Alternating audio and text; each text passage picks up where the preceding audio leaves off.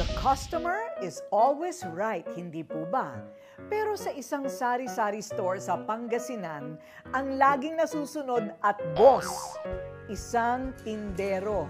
Kilabot din siya ng mga mamimili na puro utang naman kasi ang alam. Award kung award din. Yung mga suki niya nasa bisyo nakafocus. At ang makukulit, bato ang inaabot. Nako, pero wag daw siya agad huhusgahan. Dahil mabuti naman daw ang kanyang kalooban. My store, my rules. Yan ang talak ni Bernie dahil beast mode si tindero. Pabili po. Ano po yun? Pabili nga pong pisting ko na. Testing ko na? O, 2,000 yan, Mari, ha? Kailan babayaran? Wala nga kaming binibentang semento with rice dito.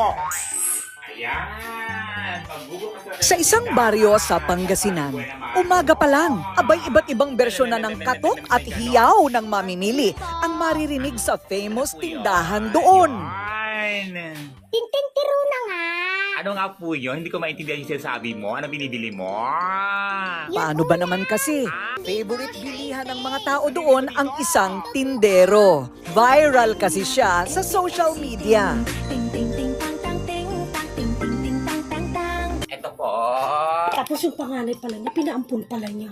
O, talaga? Oo, Saan ba naman kasi kayo makakakita na ang bantay sa sari-sari store very accommodating at napakagalang pa? Ano po yun? Pabili nga po sa pera sa tubol.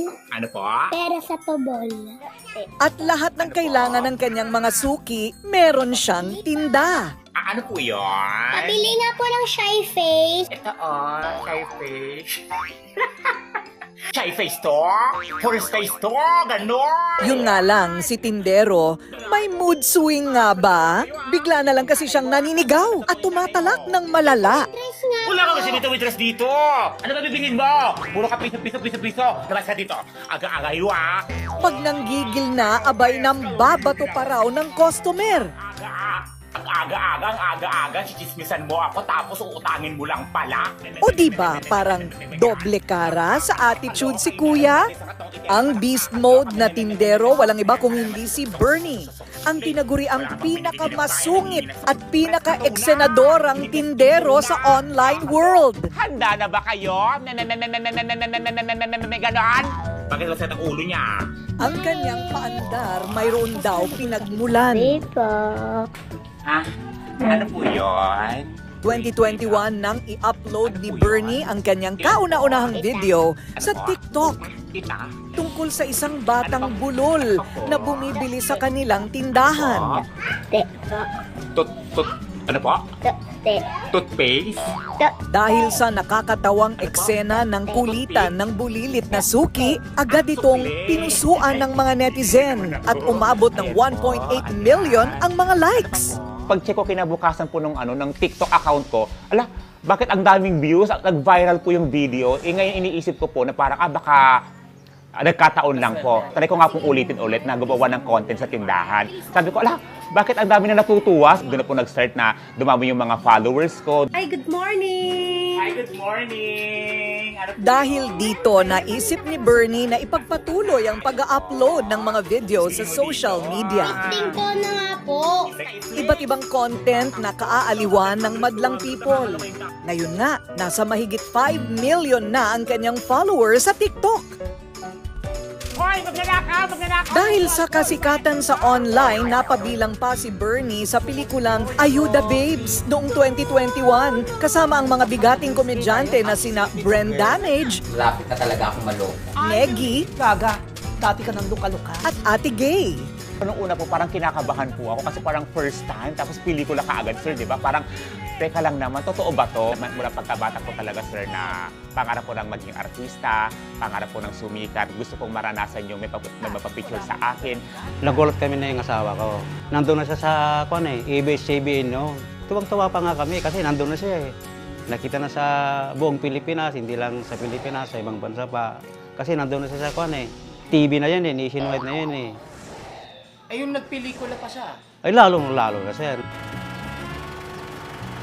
Marami tuloy ang na-curious, paano ba si Bernie off-camera? Nang sinamahan ng Rated Corina si Bernie para mamili ng mga ititinda sa kanilang sari-sari store, ang mga tao hindi magkamayaw na makalapit sa kanya para magpa-selfie at magpa-shoutout.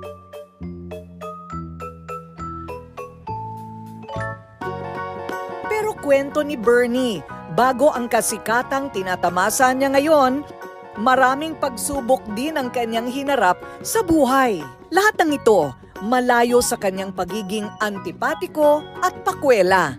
Tubong Natividad, Pangasinan ang pamilya ni Bernie. Panganay sa 4 na magkakapatid. Dahil hirap sa buhay, naisipan niyang iwanan ang mga mahal sa buhay para magtrabaho sa Middle East. Isa po akong OFW for 5 years. Nag-work po ako sa Qatar for 2 years and din sa Kuwait po for 3 years naman po. First time ko po makapag-abroad, sobrang hirap nga po. Dahil nga po ako, nasanay po ako nakasakasama ko yung aking pamilya. So, nung nag-overseas na po ako, talagang wala kang ibang maaasahan kundi sarili mo lamang po eh. Pag nagkasakit ka, walang pwedeng ibang tumulong kundi sarili mo lang. Yung tipong pagluluto, paglilinis, paglalaba, lahat, gawain mo lahat ng yon. Nang makaipon ng konting puhunan sa pangingibang bayan, 2017, umuwi si Bernie sa Pilipinas at pinasok ang negosyo ng food and catering. Pero nang tumama ang pandemya noong 2020, nalugi ang itinayong negosyo. Dito na naisipan ng kanilang pamilya na muling buksan ang sari-sari store na matagal nang nakatenga. Nung nasa overseas pa po ako nung tindahan po namin, meron na po talaga. Pero nung nag-aaral pa ako ng college noon, may mas malit pa kaming tindahan. Tapos hanggang ilang buwan lang po ata yung tinagal noon na bankrupt nga po dahil sa mga utang. Alam niyo po yun. Kapag sinabi ko, kailangan, totoo. Walang dagdag, walang bawas, walang kasinungalingan.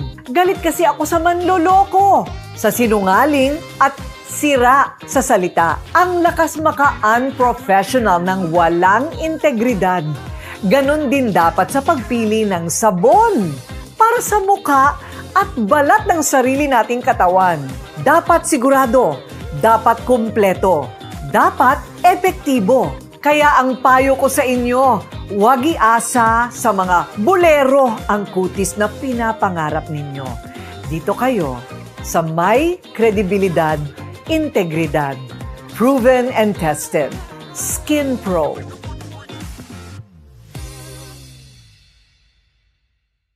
Pabili po. Ano po yun? Pabili nga po ng bandid na linalagay sa panty ni nanay. Ano po? Bandid Sa na sari-sari linalagay sa store, panty ni muling nanay. inasa ni Bernie at kanyang pamilya ang kanilang ikakabuhay. Ano po? Katol, Katon? Ilan? isang pares, parang ikaw at ako, isang pares na magsasama habang buhay.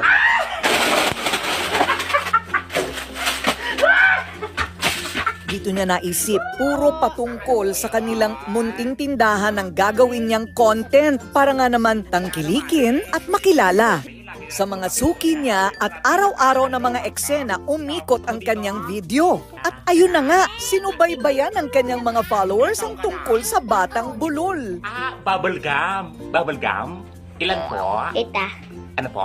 Ita. Ita? Hindi ito? Ita? Nandyan din ang dalawang marites na walang ginawa kundi magchismis at mangutang sa kanya. Buntis na naman. Makakaloko ng mga ano ngayon, no? Mga tao ngayon. At saka, At ang pinakamabenta sa pagpapasaya at pagpapakilig sa lahat ay sa tuwing bumibili si Crush. Bakit that horse? Kasi ang lakas ng tama ko sa'yo eh.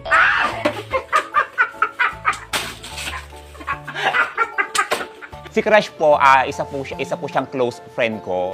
Tapos taga rito rin po sa amin. Hanggang kinausap ko nga po siya na ang dami nagre-request Crush reveal daw. Mahihiyain po kasi siya, sir. Kaya sabi niya, sige, I respect your decision naman na ayaw mo mapakita. Yung bukas. Hi, Mare. Good morning. And for the first time on national television, face reveal na kung sino nga ba ang Batang Bulol at ang dalawang marites na laging bumibili kay Bernie. At syempre, eto na ang inaabangan ng lahat, ang face reveal ng aking mga kasakasama sa aking mga vlog. Syempre, nandito si ang kumare ko. Ayan, ang isa sa mga marites kong mangungutang. Ayan, si Ella po ay ang aking kumare. So yung kanyang anak, guys, ay inaanak ko ng binyag. At syempre, yung Batang Bulol na sobrang dami din napapasaya, si Christian po ay inaanak ko po ng binyag. At syempre, ang ito yung talagang literal na mangungutang. On and off cam talagang mangungutang talaga to. Ayan, yung wala pang buena mano, utang ng utang. Ang aking pinsan, si May. Ayan. Sabi niya, uy, baka pwede kitang kuning bumili muna kunwari dito sa akin para may content ako. Ganun lang po. Siyempre, pumayag din po ako para yun po, ma-expose din po yung boses ko. Ganun. Sinabihan po ako ni Ninong Bernie na sumali sa content para makatulong din po ako. Yun po, nagustuhan ko din po. Nangungutang po talaga ako dito. Tapos sabi po ng pinsan ko, ba't di na lang natin gawing content, ganito, ganyan. Siyempre ako naman po, katulad nga po sabi ng kaibigan ko na gusto ko rin po ma-expose yung boses, yung ganyan. Tapos, so pumayag po ako. Ayan, bagong bukas ng tindahan. Sana maraming ng customer. Ayan, content muna tayo. Ipinakita pa ni Bernie sa Rated Corina kung paano siya mag-shoot ng content for social media. Pag-amin niya, scripted lang daw po ang mga skit video na napapanood ng kanyang mga follower. Kaya pakiusap niya, hinay-hinay lang sa mga pambabash dahil in real life, hindi daw po magaspang ang kanyang pag-uugali. Nanggigigil din po sila minsan, yung parang gusto ko din po sila sanang reply sa comment nila, pero natatawa na lang din po ako. Siyempre natatawa na lang din po ako kasi alam ko naman po talaga sa sarili ko na mangungutang po talaga ako. Tsaka siyempre content, ganyan. Kung may mga nambabash, syempre meron ding natutuwa. At kung meron man daw proud sa achievement na nagawa ni Bernie, walang iba kundi ang kanyang pamilya. Talagang parod na parod ako kasi anak ko yan eh. Ang dami ng mga tao na pupunta rito, mga galing pa sa Isabela, Vizcaya, kung saan-saan po. Sabi nila, sikat na yung anak mo. Ano po?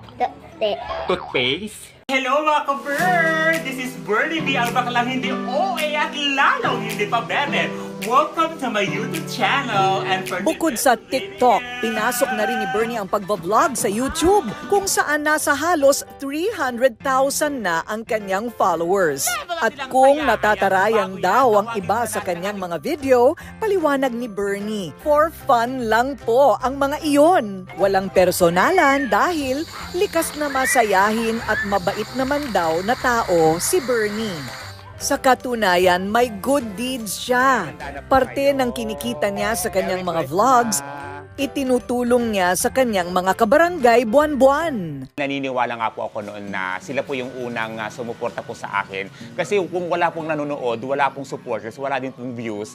Kaya sabi ko, bilang pagbabalik tanaw nga po, yung unang sahod ko po sa YouTube noon, binigay ko sa community hanggang sa every month na nga po noon. Namimili po ako ng maswerteng family na binibigyan ko po ng mga free groceries. The more na nag-share po tayo ng blessings, hindi lang po doble o triple yung binibigay, balik po sa atin. Ipagpatuloy mo lang yan, anak. At marami ka pang matutulungan at mapapasaya sa buong mundo. Dahil din sa kanyang pagbablog, nakapagpatayo na si Bernie ng kanyang sariling bahay at nakabili na rin ng mga sasakyan para sa kanyang mga mahal na pamilya. Kung ano mang meron po ako ngayon, parte po lahat ng mga followers, mga supporters ko po sa tagumpay at blessings po na aking natatanggap. Kaya habang buhay ko pong tatanawin yung utang na loob, yung simpleng panonood pangalan po nila, talagang malaking pasasalamat na po yung nais ko pong ipabatid po sa kanila. Hanggat may isang tao po akong napapasaya, hindi po ako titigil na gumawa po ng content. Kasi hindi po natin alam yung magiging impact nga po ng ating ginagawang content. Grabe naman si Mare ko. Yung utang mo dito, umabot na nga ng 2,000. Magpapalag ka ba ng 2,000? Hindi, 4,000 na yun, Mare. Pa ang ginagamit niya. Talagang hindi dapat husgahan basta-basta ang mga napapanood natin sa social media. Dahil may mga totoong kwento sa likod ng mga nakikita natin sa ating mga cellphone. Para kay Bernie, may kasamang aliw at inspirasyon ang kanyang personalidad na ipinapakita. Pero dapat din daw kapulutan ng aral ang bawat talak niya sa mga pasaway na suki. Paglilinaw niya hanggang may mga taong nagpapasaya ng kanyang mga videos online, hindi siya titigil sa paggawa ng content dahil ang laging beast mode na tindero. Always at your service for helping and spreading good vibes. Wala pang binibigay na tayo ng hinas ko. Nakakaloka kayo. Ano ba sa dito?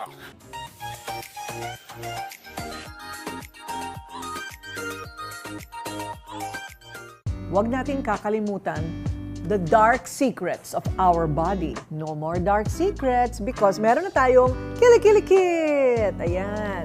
Kili-Kili Kit has the Deo roll-on sa loob. May window na rin para hindi na rin ninyo buksan pero ipapakita ko sa inyo, ha? You have the Deo roll-on for day and hindi tulad ng iba na nakakaitim daw ang antiperspirant nila, ito nakakaputi by day. And at night, para manuot ang whitening, you have the Kili-Kili Underarm Serum. Yan. Pag malinis na ang Kili-Kili. Kung di pa kayo pumuti dito, ewan ko na lang. Okay? So, double action na yan for your Kili-Kili.